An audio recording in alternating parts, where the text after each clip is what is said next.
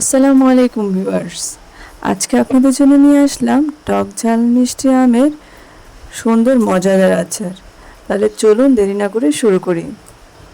প্রথমে আমগুলো এভাবে স্লাইস করে কেটে লবণ মরিচ দিয়ে আমি এক রাত ভিজিয়ে রেখেছিলাম। ভিজিয়ে রাখার পর দেখতেই পাচ্ছেন কি পরিমাণ পানি বের হয়ে এসেছে। এক রাত ভিজিয়ে রাখার পর এগুলো এখান থেকে উঠিয়ে নেব। উঠিয়ে একটি ছাঁকনির মধ্যে দিয়ে দেবো যাতে অবশিষ্ট পানিটি ঝরে যায়। পানি ঝরে যাওয়ার পর এরপর রোদের মধ্যে শুকাতে দেব। এদিকে আমি কড়াই ভেজে নেব পরিমাণ মতো পাঁচফোড়ন। ভালোভাবে ভাজা হয়ে গেলে এখানে দিয়ে দেব শুকনো লঙ্কা। ভালোভাবে ভেজে আলাদা করে রেখে দেব। পরিমাণ মতো সরিষা বাটা পেস্ট করে নিয়েছি এবং শুকনো লঙ্কাগুলো ব্লেন্ডার করে আদা ভাঙা করে নিয়েছি, সাথে পাঁচফোড়ন গুঁড়ো করে নিয়েছি। এরপর একটি কড়াইয়ে পরিমাণ মতো তেল দিয়ে নেব। এখানে আচারের জন্য অবশ্যই কিন্তু সরিষা তেল ব্যবহার করতে হবে। দেখতে পাচ্ছেন ভিউয়ার্স আমি কি পরিমাণ আমটি শুকনো করেছি।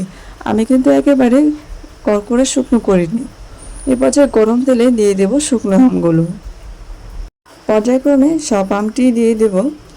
এখন এখানে তেল যেহেতু অনেক গরম তাই আমি শুরুতেই তেজপাতা লং এলাচগুলো দিইনি, কারণ এতে লং এলাচগুলো পুড়ে যাওয়ার সম্ভাবনা থাকে। তাই আমটি প্রথমে দিয়ে তেলটি হালকা টেম্পারেচারে নিয়ে এসেছি। এই পর্যায়ে এখানে তেজপাতা লং এলাচ দালচিনি পরিমাণ মতো দিয়ে ভালোভাবে নাড়িয়ে চাড়িয়ে নেব। আমগুলো তেলের মধ্যে ভালোভাবে ভেজে নিতে হবে। আমগুলো যখন প্রায় তেলের মধ্যে ভাজা হয়ে যাবে তখন এই পর্যায়ে এখানে দিয়ে দেব সরিষা বাটা, দিয়ে দেব পরিমাণ মতো হলুদ আর পরিমাণ মতো মরিচ, সাথে দিয়ে দেব পরিমাণ মতো লবণ। আমি যেহেতু এখানে আমগুলো শুরুতেই লবণে ভিজিয়ে রেখেছিলাম তাই এখানে একটু কম দিব।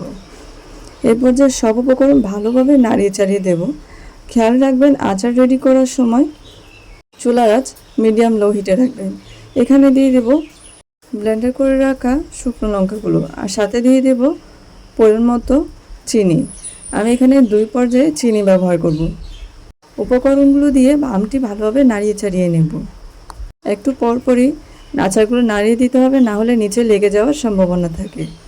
আর আম যদি নিচে পোড়া লাগে তাহলে আমের স্বাদ চেঞ্জ হয়ে যায়। আবার একটু পর নাড়িয়ে দিলাম। নাড়িয়ে দেওয়ার পর এখানে আবার দিয়ে দেব পরিমাণ মতো চিনি। আমি যেহেতু একটি টক ঝাল মিষ্টি আচার করছি তাই এখানে চিনিও ব্যবহার করছি। এখানে দিয়ে দেব ব্লেন্ডার করে রাখা পাঁচফোড়ন গুঁড়ো। চিনির মতো পাঁচফোড়নটিও আমি 2 ভাগে ব্যবহার করব। উপকরণগুলো ভালোভাবে আমের সাথে মিশিয়ে নিতে হবে। দেখতে পাচ্ছেন আমের সুন্দর একটি কালার চলে আসছে।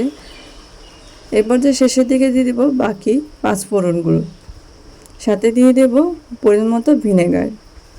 ভিনেগার দিলে আচারটি অনেক দিন রেখে খাওয়া যায় এবং আমের আচার নষ্ট হওয়ার সম্ভাবনাও খুব কম থাকে। এরপর যে উপকরণগুলো আরেকটু ভালোভাবে নাড়িয়ে চাড়িয়ে কুক হওয়ার জন্য রেখে দেব। চিনির সিরকাটি শুকিয়ে আসা পর্যন্ত কিছুক্ষণ নাড়িয়ে চাড়িয়ে কুক করে নেব। দেখতে পাচ্ছেন ভিউয়ার্স কি সুন্দর একটি কালার চলে এসেছে। এখানে আমের আচার প্রস্তুত। তাহলে বন্ধুরা আপনাদের কেমন লেগেছে অবশ্যই কমেন্ট করে জানাবেন।